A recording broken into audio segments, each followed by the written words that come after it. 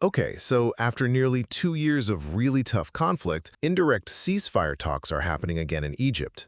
They're looking at this 20-point plan from former US President Trump. They're like magnets pushing each other away. First, the big sticking point comes down to two demands that just don't seem to fit together. Israel, under Prime Minister Netanyahu, is saying Hamas needs to fully disarm, Gaza must be demilitarized, and Israel keeps the final say on security. No ifs, ands, or buts.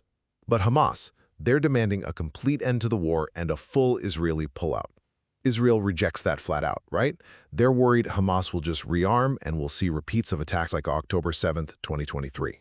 Second, let's look at the actual proposal. It focuses on three immediate things. Get a ceasefire now, release the hostages, and start rebuilding Gaza. Hamas has kind of signaled they might accept parts of it, even offering to release all hostages within 72 hours of a deal.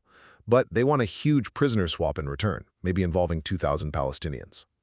The plan also talks about what happens after a ceasefire, like turning Gaza into an international trade zone secured by some kind of international force.